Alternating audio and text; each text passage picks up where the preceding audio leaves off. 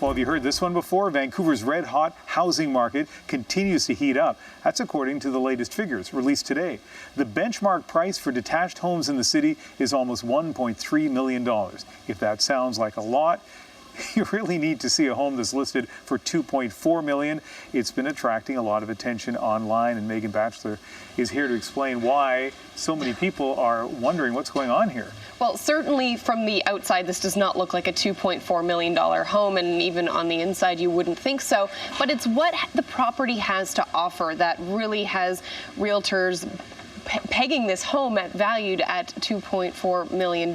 So let's take a look inside the house. These are pictures that were on the listing, and this is the house's kitchen. It's not all that special at all. This home was built in 1930. You can see not much updating has been done since, including to the appliances, the cupboards.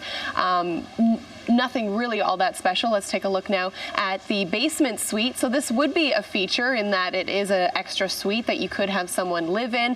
And then finally, let's take a look at the bathroom. There's some issues here as well, and some work that might need to be done if you were to move in and take the home at face value.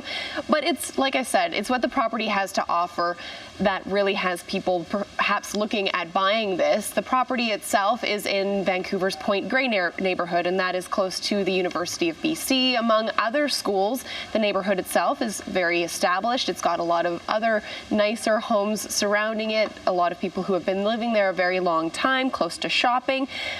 But it's what the home has to offer in terms of a mountain view as well. If it were to be torn down, it would need to be 2 stories to get that mountain view, and that's what realtors are kind of advertising this as. It's beyond a fixer-upper. At this point, it's now a tear down and start over. One of the things driving housing prices here in Vancouver is also foreign ownership, and a Chinese buyer that we spoke to today who's been living in Vancouver for 5 years says she does feel that stereotype.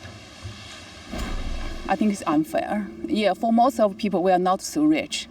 We just want to buy a house to live, to get a better life, to enjoy the life. I know the Vancouver is one of the best place for people to live, but the price of the house, I think, is too high for us. We're seeing pictures here from the open house today. How did that go? Like, come in, look at this house, you're about to tear it down. There's nothing to see inside, but I guess you can walk through anyway. If this were an exception, then it wouldn't be that big of a story. But across the city, for many years, prices just keep going up and up and up.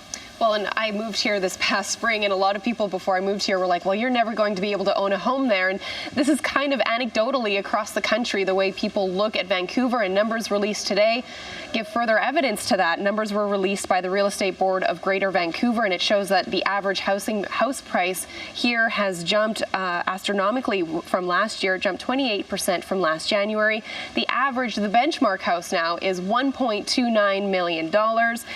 Driving those stats basically is supply and demand. The number of properties available on MLS has dropped also from last January. It's dropped about 38.6%.